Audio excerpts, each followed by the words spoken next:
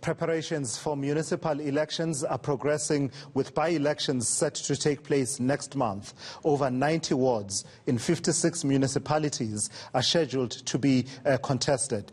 To unpack what it means for residents in those wards and how you can take part in by-elections, I'm now joined by Mawethu Mosery, who is Deputy Chief Electoral Officer for the IEC. Mr. Mosery, good afternoon. Thank you for joining me. So this is really a test run for election 2021, is it not? Given the new context of living with the coronavirus in our communities, but still needing to carry out the necessary rituals of our democracy. Good afternoon, Mr. Simelane, as well as your viewers. Certainly, this by-election is going to be a test drive of our protocols on the coronavirus. It is the first time that we are having such protocols, and it is an opportunity for us in this by-election. 95 wards and about 11 PR seats to be contested on the 11th of November is going to actually put all our 9 provinces in swing, and definitely an experience to manage the election with these protocols. The protocols really are an extension of what the national government has given us as citizens as precautions that we need to take when we are in gatherings or when we are outside of our homes, which is social distancing, sanitizing, as well as wearing your mask all the time. And obviously for us as the Electoral Commission is how we manage the queues at voting stations on the day and ensuring that voters spend minimal time at voting stations, given the threshold of an hour. But given the track record of, lower turnout for by-elections, let me suggest to you, you're not really going to get a good sense of how an election under the conditions of the coronavirus will actually play out in 2021. We should get a very good sense of how it would play out. Our by-election voter turnout always ranges from around 30% to just over 55% when we have a very enthusiastic community that wants to participate in an election. So we do expect some of these wards to generate that kind of interest. We obviously have a whole municipality that is dissolved in the Northern Cape, where the wards and the PR seats are being contested. So definitely there should be a lot more activity. But just observing the number of political parties contesting these 109 odd seats that are in this by-election of November 11, it suggests that there's a very high interest by political parties to be active and obviously kick-starting their campaigns, because we estimate about 41 political parties will be contesting this by-election, Mr. Smiller.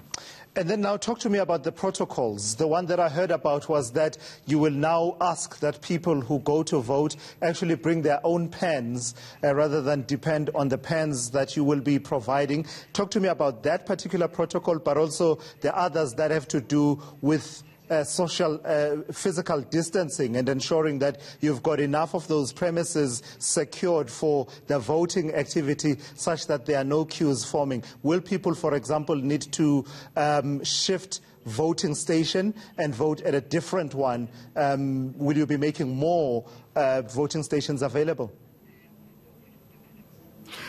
We're keeping the same network of voting stations and the same venues. We are aware that there are key examinations of our matriculants. So where we have high schools, we've made alternative arrangements so that we do not disturb that program of matriculation examinations. Now, on the protocols, we obviously expect people to be wearing masks. We also need to social distance at voting stations. There will be markings on the queue to the voting stations. And then we are checking the voters' roll in a manner that will fast-track the process of checking the voters' roll. And we are sanitizing as we enter the voting station and when we exit the voting station. We are also still using the ink on the thumb of the voter, and in the application of the ink, we are using something like an earbud, which is disposable after each voter, just to ensure that not the same earbud for all the voters, so it is disposable. And lastly, we are encouraging that you bring your own pen so that you are not dependent on our pens at the voting station. So those are the things we are putting in place. We are also in dialogue with political parties to see how the activity outside the voting station perimeter should also be in alignment with no gatherings to an extent around the voting stations. Lastly, Mr. Mosery, let me ask you something that has to do with the electoral system, ecosystem as a whole. One of the issues that threatened to undermine confidence in the last election were attempts to vote more than once, and in some instances where people were able to vote more than once, which were downplayed. And as always happens, because we always look at the bigger picture that says, well, overall, it was a free and fair election. But as was suggested back then, these are the small issues that start to chip away at the confidence in our elections. As we go to these by-elections and prepare for 2021, what assurance can you give South Africans as the IEC that you have attended to those issues that reared their ugly head at the last election?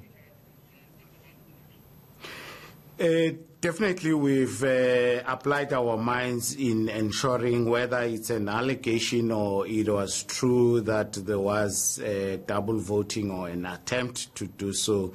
We must ensure that we stamp it out. One of those is that we are retaining the ink on the thumb of every voter. Secondly, this is local government election. You vote where you are registered, where your name appears on the voter's roll.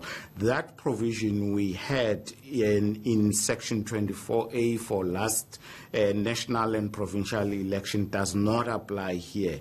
Your name has to be on the roll for that voting station.